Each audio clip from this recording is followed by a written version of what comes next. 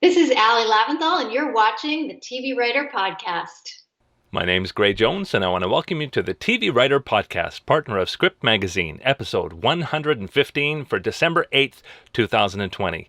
Well, today I have the pleasure of bringing you an interview with Ali Laventhol. She's a writer-producer, actually the writing partner of Tawnya Bhattacharya, who was on the podcast quite some time ago. And you're going to love hearing her story. It's a really interesting story. She actually worked for quite a while in visual effects. She did some movies that you might have heard of: National Treasure, Terminator, Pirates of the Caribbean. So not small shows. She worked from 1993 to 2010, but through that time she pursued her passion for writing, and she teamed up with Tawnya Bhattacharya. Together, they were on the NBC Writers on the Verge program, and for the last 8 years, they've staffed on a whole pile of shows. She's got some great wisdom to share, especially because she's been responsible for reading the submissions to Writers on the Verge for a few years, and so she's seen a lot of different scripts, a lot of the mistakes that people make. She's got some great tips toward the end of the interview. Some housekeeping stuff. This will be the last episode of 2020. It's been quite an amazing year in a lot of different ways, but for the podcast, we've been able to release 23, 24 episodes during quarantine, so that's been quite exciting. Please do go back and check out some of the back episodes. Some great interviews, like Sean Ryan was a real highlight, but lots of other ones in that time. And I do want to mention, of course, if you've been watching the podcast, you know that I do have a couple of companies that I promote during the sponsor break. And I want to give some extra discounts to you if you would like to get your pictures scanned or videotapes imported at avgearguy.com. Of course, podcast viewers do get always 10% off if you want to get those things done. But during the month of December, I'll give you an extra 5% off. avgearguy.com. You can check that out. And at drivingfootage.com. That's where my wife and I actually shoot driving plates, 9-angle driving plates for television and film compositing. During the month of December, you can get 20% off those shots. Of course, everyone knows that if you want to be a television or feature film writer, at some point you're going to need to buy Final Draft screenwriting software. Well, all you have to do is go to tinyurl.com/buyfinaldraft, and a portion of that purchase will go to support the podcast. You can also go to tvwriterpodcast.com/support and follow the link for Final Draft there. There's also links for audiobooks and print books, and there may be others that come along the way. So make sure you check back to tvwriterpodcast.com/support, buy a little holiday gift for yourself, and a bit of it will go to support the podcast. You can always send an email to me, mail@tvwriterpodcast.com. And I mentioned this a couple podcasts ago. I'm always looking for writers to interview. So if you know any working writers, especially the mid and higher levels, please do send them my way. Send an email to mail@tvwriterpodcast.com or hit me up on Twitter. @GrayJones is my handle. Let me know if you know any writers who would like to be on the podcast. We'd love to hear their story. But on to my interview with Ali Laventhol. Enjoy. Well, I'm here with Ali Laventhol, writer, producer, and writing instructor at Script Academy. How are you doing, Ali? I'm doing well. How are you doing? Very well, thanks. I appreciate you taking this time. I know December is a busy time, and you guys are back to work? We actually are writing a movie right now. So we're not in a show. We're not in a room. We're not on a show, but we're working. Very cool. Yeah. And saying we, you're talking about Tawnya Bhattacharya, which viewers of the podcast hopefully will be know about because she was on the podcast a few years ago. But we'll definitely get to your writing partnership and all those kinds of things. But I'm really, really fascinated with how you got started, because you got started and kept on going in visual effects. You had 37 credits from 93 to 2010. Shows like National Treasure, Terminator, Pirates of the Caribbean, like not small things. Lots more like that. Deja Vu was one I saw in your IMDb. Tell me about how you got into that and how you got out of that. Sure. Yeah, it was definitely, it was no quick overnight either entrance or exit. I actually started college as an English major. That was, before even day one of college, I had already declared. I knew that that's what I loved.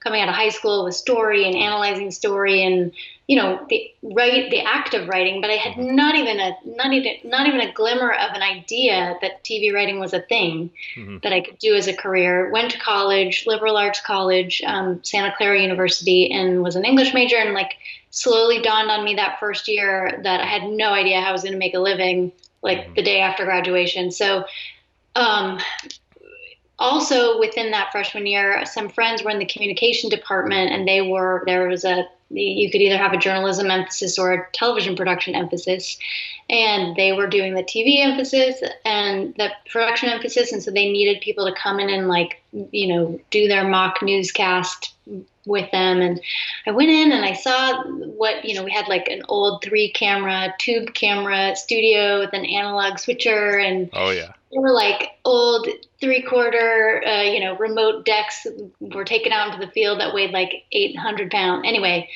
so I just realized like, oh, this seems also creative and also somewhat storytelling. And also I could probably like feasibly imagine how I could get a job after graduation. So I Hmm. switched and did the TV production emphasis. And then I actually got an internship the summer before my senior year at a local TV station in San Jose. And I was a PA, I was a script ripper, and I ended up filling in on the graphics on the Chiron for the newscast. It was Hmm. not a network affiliate, it was an independent station, so it was like slightly smaller scale. And I ended up being hired while I was doing my senior year of college. I worked there, and I really just loved the graphics. Hmm. So that was, but I didn't really love the content. I didn't love the news. I missed sort of fictional, storytelling stuff.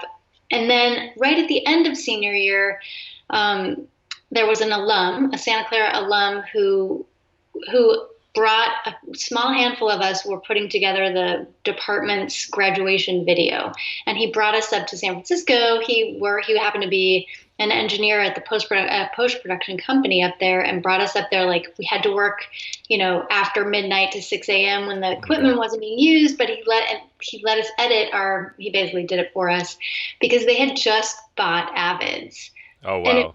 it was like it was the early 90s. So it was the first nonlinear editing. We had no idea what nonlinear linear editing was.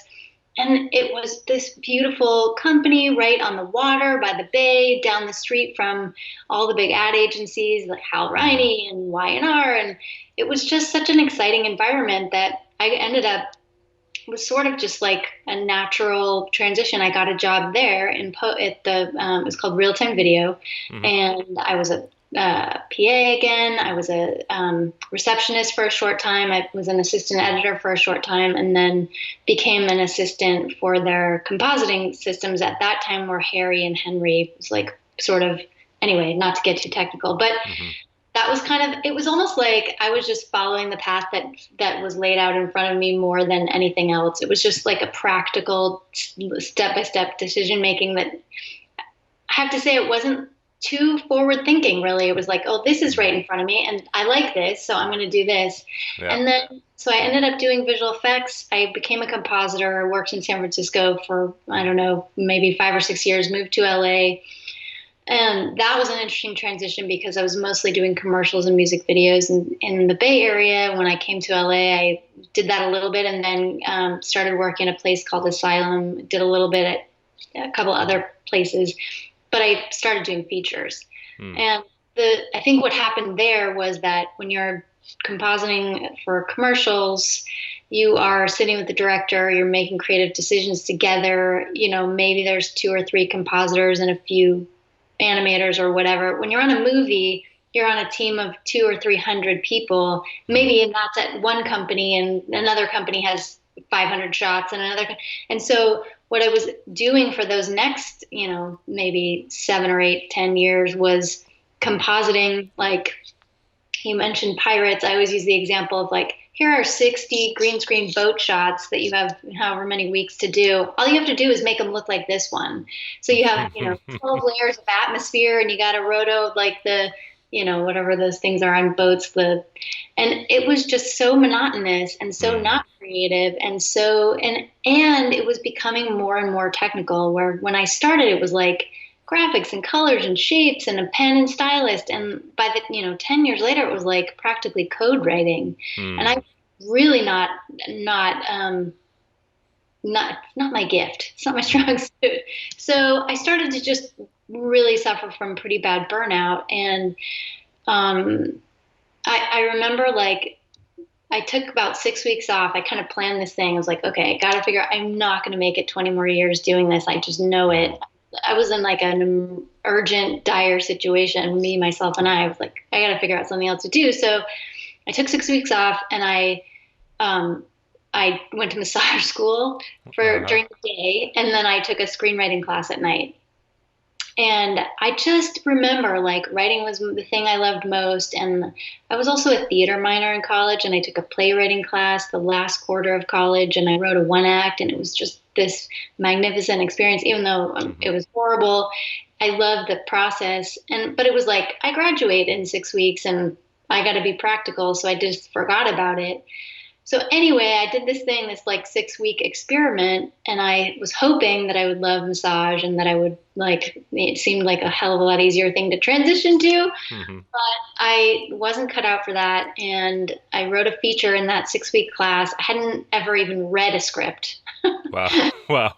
Yeah, and so it was terrible also, but the thing I wrote, but the fact that I could even do it was sort of exhilarating, and so it just all kind of happened from there. And then I worked in visual effects for like another 5 or 6 years while I was writing script after script after script and continuing to take classes and all of that jazz until eventually within that time period, I teamed up with Tawnya, and finally we got into Writers on the Verge in 2011, 2010, Mm-hmm. 2010, and then the career started from there. Very cool. Well, let's wind back just a little bit. Yeah, right. That was long. um, and I gotta say, I spent 6 weeks rotoscoping leaves of a tree, and decided I'm never rotoscoping again. It's the most monotonous work. Most Um, fun. And yeah. it's frustrating too because you do 100 frames, and it doesn't necessarily, if you think you're doing it perfectly and you play it back and it's like jitter. Mm. Anyway, we don't have to Oh talk yeah. about that. Yeah. But talk about when you met Tawnya, and what made you want to write together with her. Like, tell me Yeah. about that meet cute, so to speak.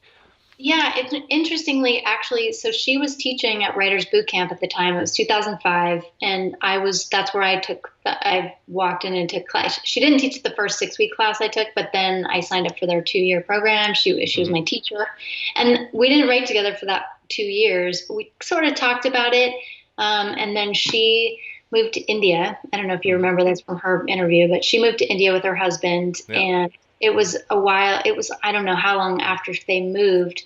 We kept in touch, and we each actually had a feature option by the same producer at that time. And she had come back to LA. She was in the Fox program. We had lunch. We were talking about this producer that we were both working with, and we just sort of spontaneously thought like, oh, maybe we should write one of them together. Hmm. We phoned her from the lunch table. She was thrilled about it, excited about it. And so the first thing we wrote together was a feature, and she was in the process. She flew back to India, then they moved to the East Coast. And so it was like, we actually wrote that first feature mostly over Skype. Wow. Um, the process just went really well, and we sort of spoke the same language already. We had already like read a lot of each other's work and given each other notes, and we were each writing TV specs and pilots at the time, trying to break into TV. And so we thought, well, let's write a spec together, and we did. We wrote a Nurse Jackie, and that's what got us into Writers on the Verge. Very cool. Very cool. So your first TV script together got you in there. Yeah, Very but cool. I mean, we Yeah. had written individually on our own. I Hmm. had written a couple of specs and a pilot, and I think she had written at least a pilot and a lot of features. So Hmm. it wasn't like the first thing we, Yeah. but yeah, And tell me a little bit about so you kind of cost in a way when you are forming a writing partnership because of the way the industry treats writing partnerships. How you get half of the income, they treat you as one writer, so to speak. yeah. How much of that was a consideration when you were when you first got into Writers on the Verge, and as you started looking for work together? It wasn't really, I have to say, it's like we had such a great creative sort of spark together when we wrote the first two projects. And then once we were in Writers on the Verge, we were considered one entity by the program, by the fellowship, and they helped us get representation and they helped us get us our first job. And that we were just sort of already committed just by the fact that we had gotten into that program. So there was never a time where we thought, well, hey, should we, Yeah. should we be individual entities? At that point, it was just a done deal. And, and they talk about like, well, sometimes it's an asset, sometimes it's a liability if you're trying to staff as a team. Hey, it's a good selling point. You get two brains for the price of one, right? You'd think everybody would want that. But occasionally, I think we've heard that maybe they don't want the two bodies in the room, they just want one or whatever, how they staff based on all kinds of different things. But sometimes it's a balance of gender and levels and all that stuff. So I don't know. We're not totally privy to all that information because our reps here, why we did or didn't get a job probably more than we do. But there was never really a moment where we thought like, we got into this thing and we're doing well. Should we really stick together? It was all working. So. Well, talk about that program itself. So you'd written one script together, and here you are in this program. What was your experience like? Oh my God, it was amazing. So within the program at that time, and I don't know what it's like now, but you write a new spec and a new pilot within, I think it's 3 months. So it was pretty accelerated. Within the first couple of sessions, you're pitching ideas for your spec. They kind of choose which one of your ideas you should write. You just hit the ground running. We wrote a Mad Men, and that was amazing. We both happened to love that show, and we had a good idea for it. So that turned out well. And then same thing with the pilots. You pitch ideas for, what you're thinking about writing for your pilot. They pick which one you should do. And I would say the time frame in which you have to complete those two scripts felt doable for the spec. And it was a little bit more almost, you almost missed out on some of the meaty and crucial development parts of the process for a pilot when you're coming up with a brand new world and characters and all of that stuff. It felt like very rushed, but we finished a script and you do a table read at the end. They assigned you a mentor, one of the execs at NBC. We are still in touch with him today. Ours was Russell Rothberg at that time. I think he was like vice president of drama development or something. So, they really help you make connections. And they do a lot of they had a couple of evenings of workshop type events where coaches would come in and, help you figure out how to take meetings. Like, for example, I'm probably doing a terrible job right now, but like the way you're supposed to move your hands and all that stuff. So it was incredibly helpful, and loved the people that we did it with. We're still in touch with the other fellows. There were 8 of us. I guess there were actually 3 teams in it that year. Oh, really? Yeah. One of them was a married writing team, and then another male writing team, comedy. Anyway, it was great. I have nothing but great things to say about it. And then they, sent our material to managers. We got a manager, and that manager helped us get an agent, and we got our first job. We finished the program, I think it was January or February or so, and then you're rolling into staffing season, which, as you know, is the sort of springtime traditional broadcast staffing. And we did not get staffed, and we were brokenhearted. Really? But we got Fairly Legal, which was our first job, because it was a USA show. It wasn't on the cycle of the broadcast network. So I think it was like June or July. So it was just a month or 2 later, after thinking that we had missed the boat and failed and had to wait a year. So we got really lucky with our first job was like, probably, I would say, in many ways, the best job we've ever had. Wow, I love hearing that your very first job was so significant, because I do hear a lot of writers talk about how it wasn't the first or the second or the third, maybe the fourth or fifth, or where they really had a wonderful experience. Talk about Fairly Legal. So Fairly Legal it was interesting because we came in on season 2 Mm. and the network had sort of cleaned house after season 1 and Peter Rocco was coming in fresh for season 2 to revamp the show. He hired us. We were together with 2 other staff writers and then a whole staff of, I think there were a couple of consulting producers and 2 co-EPs. Anyway, Peter was and is, I guess, probably one of not only the nicest people you'll ever meet, but also an incredibly talented writer. And he was just very laid back in terms of like, he kept the trains running and never really seemed stressed. I don't know how he did it. Maybe it comes from the fact that he had like 17 kids. 5 or 6. I don't know how many kids, a lot of kids. And so everything about the job, we had a cast that was pretty fairly drama free, more or less. We had very nice writers in the room. We had a manageable schedule. We had good, it was a fun story to tell. Sarah Shahi played a mediator and they wanted to sort of do a legal show without it being taking place in the courtroom too often. Mm-hmm. So that posed a few challenges, but the studio was UCP and the network was USA, and they functioned as one unit. So they gave one set of notes, which were really smart and great notes. So you had one round of notes on outlines and script instead of 2. I mean, every aspect of that job was so good. And Tawnya and I were because we hadn't ever been assistants, so we hadn't ever been in a writer's room before. We didn't know what to expect. We were terrified the whole time that we were, not talking enough, whatever all the things are that you stress about. So we spent these 8 months on the best job, that we were ever going to have for the next decade, not realizing, we spent the time pulling our hair out and beating ourselves up about is it going okay? And, being worried about all those things. So if I could go back, I would relax a little bit, but yeah, it was great. It was great.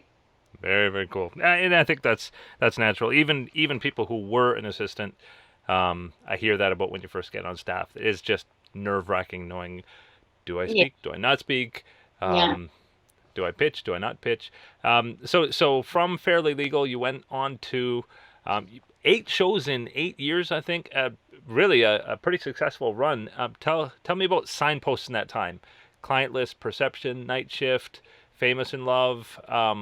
What were some significant moments in those series? Yeah. Oh my gosh. I mean, it was interesting. We're on season 2 of Fairly Legal, season 2 of The Client List, and Fairly Legal then got canceled. The Client List then got canceled. We were on season 3 of Perception. It then got canceled. The Night Shift, we were on season 2, and then we were on Famous in Love season 1. So after 4 shows, we had our first experience with a first season show. Mm-hmm. And not only that, but it was the first time we were on a show with the showrunner, and the novelist who had written the book that the show was based on was also in the room, and she hadn't done TV before. So that was a little bumpy in the beginning, and it was our first time understanding, oh wow, when you're on season 1, those first few episodes, we had a showrunner, the novelist, then Marlene King was an EP and overseeing it. She was actually doing the final season of Pretty Little Liars at the time, so we only had her sporadically. But Marlene had an idea of what the show was, as did the showrunner, as did the novelist, as did the studio, as did the network, and you're still finding it in those first. So I think that was really interesting because it showed us what that process can be like, and it definitely is, more obviously revisions and sort of it's just the process of finding it. So that was interesting.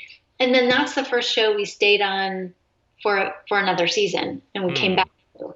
It was a new showrunner at that point. Actually, she came on midway through the first season, Melissa Carter. She took it over in season 2, had a great experience. It was also interesting because that show was the cast was young, and they were, except for Bella Thorne, they were mostly I guess unknowns in season 1, and then they were sort of a hit.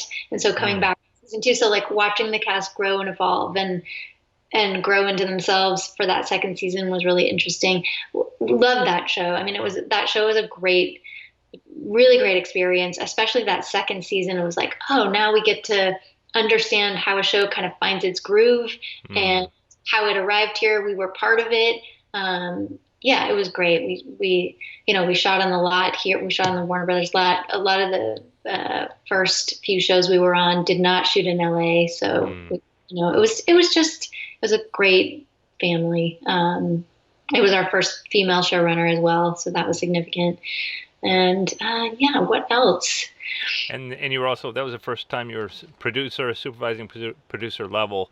How did your job change as you started being at that level? I know in some shows you don't get on set until you're producer level. Others it's different. That's true. We were really lucky. We went for a few days to Canada for our Fairly Legal episode, so we were right away out of the gate on set. Hmm. But it was really our second show. The client list, Ed Dector, who's an incredible showrunner as well, really wanted his staff to learn and understand and be a part of and be involved in all of the aspects of production and post as well. So on the client list, we not only covered our own episodes, but covered other people's episodes and were invited to, mixing and all that stuff. Hmm. Um, yeah, so I think that's unusual. I think Ed is very Yeah. special in that regard. And Ed is just such a great mentor type and really, truly wonderful in that he wants to make people feel valued and included and show you things. He's a great teacher. Hmm. Um, so we got that experience early on, which was very, very lucky. Then, let's see, Perception was interesting. Ken Biller did not like writers on set. So we actually did go to set, but he was sort of unsure that it was necessary. He was very much like, the script is what it is. Hmm. If any of the actors had problems, they would come to him. They had to come to him a couple days before, so there was no rewriting on set for that show. Hmm. Whereas like Client List was interesting because Jennifer Love Hewitt was an EP, so we would do her notes, then we would do the studio's notes, then we would do the network's notes, and then of course whatever director, whatever. But then on the day, she would arrive, see her sides, and realize like, hey, why don't you do my notes? But then we oftentimes the studio and the network would contradict, and so there would be a lot of like last minute rewriting on that show. So, Hmm. oh my God, I forgot what your question was. Oh, just about being on set, and I Yeah, mean, what you described with Ed, that's definitely not typical for a staff writer to be involved in all of those parts of the process. But certainly, as you get to the producer, supervising producer level, that is a lot more common. yes, for sure. Which and so a million little things, Ginny and Georgia, your Yeah. newest project. Tell me about these last few years. So A Million Little Things was also incredible. It was, I would say, I mean, out of all of the shows we've been on, for me personally, the actual content was Hmm. my favorite. I mean, it was very intense. Obviously, I don't know if you've seen it or know what it's about, but No. in the pilot, there's one attempted suicide and one suicide. So it's this family that loses their father, their patriarch, and it's really a group of male friends that lose their friend, a la Big Chill a little bit, and it kind of wakes them up in all the ways that they've sort of been living their lives and are stuck in their lives and changes that they want to make and how they come Hmm. together for this family. So the material was heavy and intense at times. The hours were long, and so it was tolling or taxing in that way, but it was also very rewarding to get to work on a story like that and Hmm. with incredibly talented people. Another interesting thing, speaking of, DJ Nash runs that show, and he comes from comedy, as did Peter Rocco, as did Ed Dector. Like, for some weird reason, we had a lot of showrunners that were transitioning from comedy to Hmm. drama, which is, I say that only because there's so many different ways on shows that a show will handle rewrites.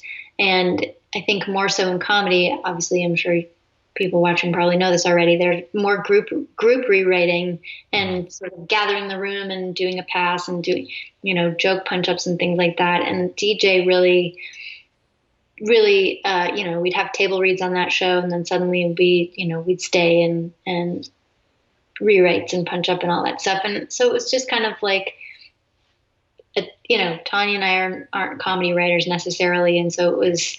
I think that was really an interesting aspect of that show, Hmm. just because he sort of more so than Ed or Peter, he continued on in that tradition of his process was that, that comes from years of what he had done on comedies. Hmm. Very So, interesting. Actually, I'd be interested just from a practical standpoint. Um, if I mean, if you think that it really benefited on screen in that show to have those yeah, rewrites. yeah. Well, I mean, he's a very talented, funny guy, and there were some people that had come from comedy on that staff, and so yes, I mean, it got funnier and funnier for sure, and the network, I think, because of the material, because of the subject matter was so heavy, they were asking for some more, light-hearted, uh, fun to be added to the show, and so I think it worked out great, and yeah. Not every rewrite was about joke punch ups. There were Mhm. storylines that were re-engineered and all that stuff too. Yeah, very cool. And so the last couple of shows you've been co-executive producers, working your way up Yeah, the rank. Talk about Ginny and Georgia and your newest project. yeah. So Ginny and Georgia is a show for Netflix, and we did the interesting thing that stands out to me about that is that we did 10 episodes completely, well, like we wrote 9.5, so almost completely wrote the 10, and then the writer's room was basically released. Tawnya and I stayed on to go to Canada to start production. So normally you're writing and shooting, with a significant overlap. So there's this Hmm. constant like, ooh, let's keep up the pace so we have a script for them to shoot next week. But that wasn't the case on that show. So that was different. And yeah, Tanya and I went back and forth to Canada for 4 months at the end of 2019. Wow. And then with this last project, this last project was a mini room for a show for Apple. It doesn't have a pickup yet, but we did 10 weeks Hmm. during COVID, Oh, wow. actually finished in September. So it was our first experience with a Zoom room. And as many writers right now are, experiencing, it's definitely a different thing. But what was so interesting about that was that that show was created by two guys who live in Bogota, Colombia, and Hmm. Chris Mercado, who lives, I guess, mostly in New York. He was in New York during our room, and the two guys were in Colombia, and we were in LA along with a couple other writers. And so Zoom just allowed us to have this, Hmm. multinational room every day, which was really cool, really cool. And so that project, they did 10 weeks. They had obviously bought the pilot and the pitch, or however you say it. And so we wrote episodes 2, 3, and 4 and kind of broke 10 so that I guess they're in the process of figuring it out and deciding if they want to pick it up. But it's really cool. It's about the origin of salsa music in the 60s. The Hmm. two guys who sort of started it, one came from the Dominican Republic and one was a New Yorker. And yeah, so it's very super interesting and a lot of research. And yeah, we loved it. It was great. Very, very cool. Yeah, those mini rooms are a lot more common in Canada. I find it interesting how the streaming networks have. It seems like they're doing that quite a bit more. Yeah. Yeah. We've heard about it more often, I would say, in the last couple of years than before that. And Mm. it's interesting. Like we were sort of wondering like, oh, is this a trend because of COVID? But I think it did sort of start before the pandemic. I don't know, but it's interesting that you say Canada. You're Canadian, I take Yeah, it. originally from Toronto. Oh, okay. A city I was very happy to leave because it got very cold when I, Me too. and it was only November. Yeah. Yeah, Yeah. very cool. Well, let's shift gears, and I Yep. want to talk about even before your script consulting at Script Anatomy, you've for years read NBC Writers on the Verge submissions. You said we were talking beforehand that Yeah. pretty much right after you guys left. Or soon after you were reading submissions for Writers on the Verge, and so Yeah. you've now had many years of reading scripts from young writers, new writers, Yeah. um, and you've also had the experience of consulting with them and helping them get their scripts better. Um, Yeah. Tell me about that experience. What kind of scripts do you see? What mistakes do you see people making? What are easy things to improve that really help scripts to shine? Yeah. Okay. Yeah. I love talking about this. I have to say, Tanya's company, Script Anatomy, is how I've been able to do some teaching and consulting, which has really been a total pleasure and just watching it grow over the years. But, Hmm. and they kind of started around the same time, I think. So coming out of Writers on the Verge, it was a very nice, to get to be a reader for them. I haven't done it in the last, I don't know, 3 or 4 years, but, you know, the years before that I did. But I'm still teaching for Script Anatomy. So anyway, yeah, common mistakes. Um, I guess to start simply, looking at the scripts from, and Writers on the Verge gets so many submissions. I think some years they're up to like 2,500, and as do Wow. all fellowships, I'm sure, right? And Hmm. they are choosing 8 or 10 or whatever it is. So it's like you really sort of have two ways to look at it. And a script really has to be stand out in its concept and also in its execution. So it Hmm. has to be an idea that jumps out at you as something that's unusual and smart. And it also has to have all of that stuff like great structure and character work and dialogue and scene work and transition, like all of the granular, you know, technical stuff has to be sort of top notch as well. It's Hmm. you can't have sort of a half-hearted idea or a non-spectacular idea with a really great writing. It isn't going to get you there, and you can't have an amazing idea with scene work that's sloppy or dialogue that's stilted or. And then I would also add, and I mean maybe this is just my opinion, but I think it's pretty universal. I would also add, especially now because these fellowships are really looking at original pilots as well. When we applied in 2010, they were accepting just specs. Hmm. So I would say, especially with pilots, but with specs too, the underlying sort of what is it about, and maybe you want to talk about it in terms of theme. I think that that is sort of a third bucket Hmm. that script needs to sort of excel on as well. Yeah. Level, yeah, So when people come to you at Script Anatomy, yeah. I'm sure you see all types. It how I mean, what are the kind of steps that you go through with writers? So there are various classes at Script Anatomy that are designed in such a way to take you through different parts of the process. So, for example, the televisionary class goes from an idea through a fully developed outline. You spend 5 weeks, and each week is a different tool that Tawnya developed, that Tawnya created. So there are tools about character, there are tools about structure, there are tools about scene work, and well, actually not in that class because you're only going to outline. But Hmm. anyway, and then there are draft classes which take you from your outline to a first draft of your script. Then there are rewrite labs. I actually just finished one this past weekend teaching a rewrite lab, which you start with a script and Hmm. you go through 5 weeks of rewriting. So, and in that class, each week again is sort of a different lecture and a different tool, and you're getting feedback each week from not only an instructor but also your peers, the other writers in the class. Hmm. And that class ends with table reads. So, and then she's added things like pilot lab and structure lab, and there are pitch classes. So it's really sort of broken out into different specialties, the various classes. Hmm. And So, so, yeah. is it primarily the classes? Is it also is the actual direct script consulting a big part of it, small part of it? It's both. It really depends on what you want to do as a writer. If you want to take a class or if you want to work one on one with somebody and do a consult, both of those options are available. If you're doing a consult, again, there are sort of, you can do a consult on your outline, you can do a consult on outline and script, you can do a consult on just your script, you can do a consult on a draft and a rewrite. There are all kinds of different options. Really, you can probably design it any way you want, whatever works for you. Hmm. And you can, I want to say like 40 or so teachers teaching for her now, and they're all working Wow. writers. And Yeah. I think that's what makes it really stand out. And not only the working writers, our teachers are working writers aspect, but the success stories have been pretty spectacular too. So, Yeah, I gotta say, there's a ton of film schools out there that don't have that kind of track record.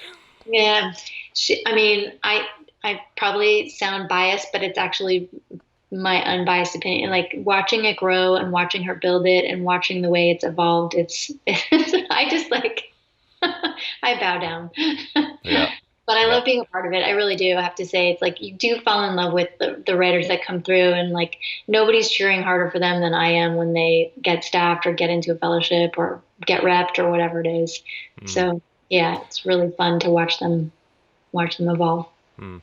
What advice do you find you're most commonly giving? In terms of the actual writing, that's Mm. such a good question. I mean, one thing we talk about a lot, and uh, I would say when you're a newer writer, it's harder to, maybe not for everybody, but to have a main character who is actively pursuing a goal. Mm. We always talk about like, how do you keep the story moving forward, right? Like this scene doesn't move the story forward. Well, what does that mean? It's hard to sometimes put that into words or to explain that. Like, how come this script feels like it has momentum and I just want to keep turning pages, and this script is like, oh, I can, I've read this page 3 times, and it really is about having a main character who wants something so badly that they are actively going about trying to get it. Mm. And you'd be surprised how many people think like this character's sitting at a kitchen table chatting with his roommate, and the dialogue's amazing and it's fun and it's funny and it's like has some good things to say about life, but I don't know where the story's going. I don't know what they like.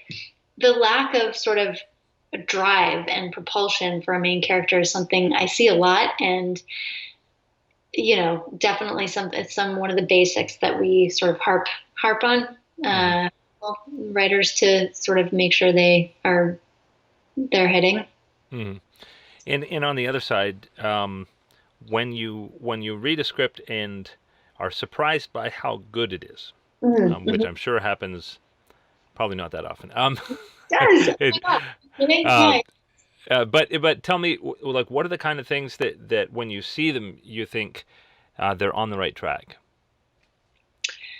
Yeah, I mean, I rarely have anybody that comes through that I think, oh, they're not on the right track. Like I feel like everybody, almost everybody, maybe everybody makes significant progress and improvement, and it feels like if they can make this 10 or 20 or 50% improvement in these 6 weeks that I'm with them, I know that they can, there's a chance that they're going to go all the way.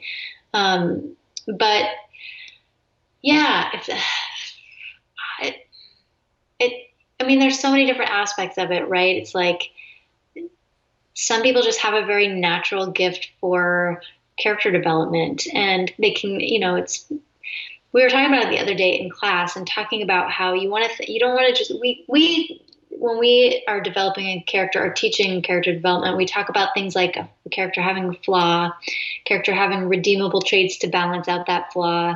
What is their stage of life? What is their goal? Like we just said, what is their backstory? What is the core wound that has caused their flaw to manifest? And how does that manifest in behavior that we're going to see? Like all these things. Who Mm. are they? What do they want? What world are they in? Who are their dynamic relationships with? What are their arcs?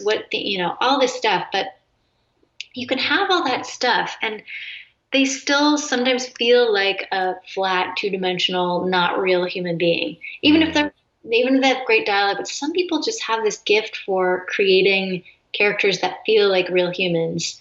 And we were talking about it in class the other day how you want to remember that your script is going to land at, forget a rep and forget selling the things, the studio and a network and all that. Think all the way down the line till it lands on the desk of an actor. And there, say you have like a fantastic, you know, in-demand actor reading it, and they have 50 other scripts on there. That like, what is it about your character that is going to make them go, "Oh my God, I have to play this role"? And Mm. so I think some people just have a knack for that. You read their characters and they just sound really interesting and unique and fascinating and real, and yeah. So I Yeah. mean, yeah. Very Some cool. people create a theme. Yeah, I could go on and Yeah. on. My wife and I have been recently watching 24, and aside from the ticking clock, one of the things Yeah, that's really most impressed me about that series is how you can tell right from the beginning of every season how they've built the characters in such a way that they have natural conflict with each yeah. other. Um, what would you say about how you build your characters in such a way that they will have conflict with the other characters in the story.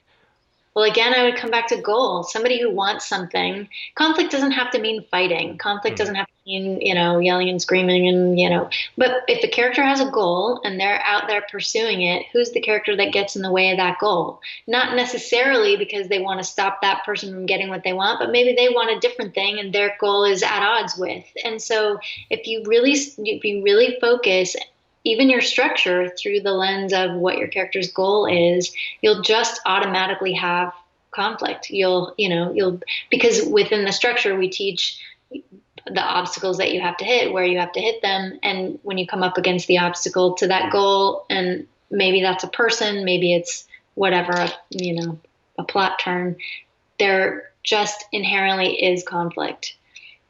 Mm. Yeah. Very, very cool. In tell me about some of Script Anatomy's success stories. I mean, you mentioned a little bit about people getting staffed, getting Yeah. representation. So I think if you check out the website, it's scriptanatomy.com. We have an alumni page, and it's all listed on there, all the different shows that people have gone on to write for and where they've been repped and that kind of thing. I think I did look today because there's like a little ticker, and I think since 2014, it's 75 people have gotten to fellowships. Wow. Yeah, it's amazing, right? Because as we said, like just Writers on the Verge alone, if they're getting 2,500 submissions and they're choosing 8, I think we had 3 in that program last year. I could be wrong about that, but it's astounding, really, I have to say. And it was 75 people in fellowships and 65 have been staffed. Wow. Yeah. Wow. Not to mention all the writers that are placing in other contests and getting managers and agents and that kind of thing. Yeah. So, You know what? I'm going to throw out a question. yeah. Film school is brutally expensive. And my daughter is applying for colleges, and depending where she gets in, it could be $70,000 a year. And you could buy a house almost with the amount that it costs. Wow. It strikes me that somebody could go through the programs that you've described and know from start to finish how to write a script. I mean, do you think it's worth it to go to film school? Do you think that somebody can go through Script Anatomy and get some script consulting and come out ahead financially and ahead in terms of knowledge? I mean, I've never been through film school, so I don't know. I would imagine there's a lot of the production side that you learn there that obviously we're not focused on. So I think it really depends. But if you're solely sure that you want to be a writer and that you're not interested in directing or production design or whatever all the other things are, there's so many other, then I would say absolutely yes. But again, I feel like that is, again, I haven't been to film school, so. But there's definitely a cost difference. I think, Yeah. I don't know what prices are, but they're not $70,000, that's for sure. Yeah. So just starting to wrap it up here. You've had a very interesting career up to now.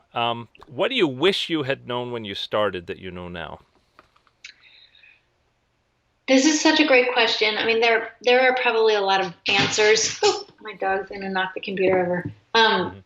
A lot of ways to answer this question. I think probably in terms of staffing as a TV writer, one of the most important things to know that didn't know back then is that every job is so different. It's really true. And Tawnya and I, we've had this path where we've been on a lot of different shows for a season or 2 seasons. Instead of some people, they get their first job and they stay on that show for 8 years and they know one way of doing things, right?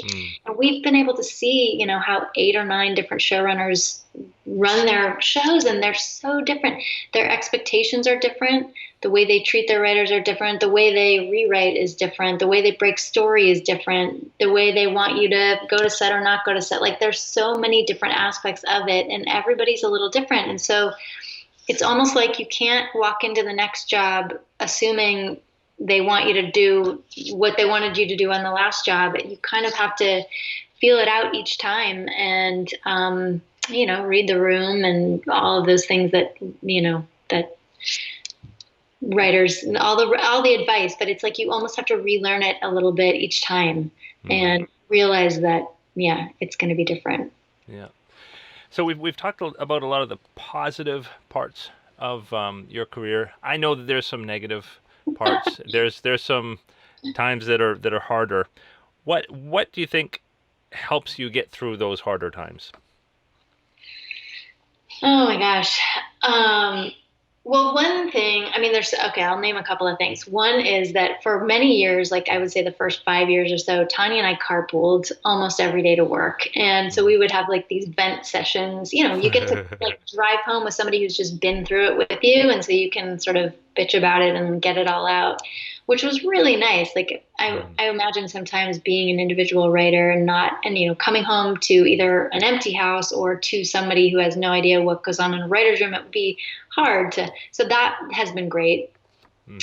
For me, things like exercise and having a dog and having to walk every day, like that stuff is nice, clear the mind. But really, like the bottom line is when you strip away the cutthroatness and the people throwing each other under the bus and the stress and the like deadlines and the disappointments and all of that stuff, like the bottom line is this thing that we get to do, we get to make up stories and write them and shoot them and put them on television. Like it's really fun. And so I guess if you can just remind yourself of that and how lucky we are to do that, then yeah, it helps the rest of it not seem so bad. Very cool. Well, that is a great place to end up. Any final thoughts? Anything that you think we missed here? I'm good if you're good. Cool. And so you're A Laventhol on Twitter? Yeah. Yep, A Laventhol on Twitter and Instagram, and I've recently deleted Facebook, which, you know, we'll see how long that lasts. Very cool. And of course, make sure check out scriptanatomy.com. Yeah, there are lots of great courses there. I know Spiros Gensos talked about that as well. He's one of the teachers there. And I personally, I think these programs, whether or not you go to film school, are of tremendous value. My daughter was in the On the Page program earlier this year, and in 2 weeks she wrote a TV pilot. Oh my God, that's amazing. That's amazing. There's something about going through it with a group of people and being very specific on the different parts of the process that I think are of tremendous value. So scriptanatomy.com, A Laventhol on Twitter and Instagram. Make sure you follow. And do you answer questions on Twitter? I want to be sensitive to that. You know, I'm happy to do it. I don't really, I'm sort of like a very intermittent Twitter user and not really, you know, and of course, if, you know, except for the election when I feel like I was on there 24 hours a day, but I'm totally happy to. If I see them, I'll definitely answer them. I don't see them that often. So go for it. Cool. Well, do give her a follow. And Ali, thanks so much for taking the time. You've been very generous, and I appreciate all your wisdom and sharing it with the viewers here. Total pleasure. Thank you so much for having me. Okay, thanks. All right. And that was my interview with Ali Laventhol. Well, like I said, this is the last episode of the year, so have a great holiday, and I look forward to seeing you. Probably I'm going to try to do an episode every 2 or 3 weeks in 2021, so do watch for my Twitter, @GrayJones is my handle, to find out when the next podcast will be coming to you. Make sure to subscribe on all of the places you can find this podcast: Podbean, Spotify, iTunes, YouTube, the TVWriterPodcast.com site, or also at scriptmag.com, and now also on Pandora. And if you're on Instagram, please follow @TVWriterPodcast. Please do follow me on Twitter, @GrayJones is my handle.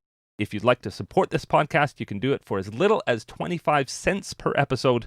You can find out how you can become a patron of the podcast or a sponsor of the podcast at TVWriterPodcast.com/support. Have a great holiday. Bye-bye.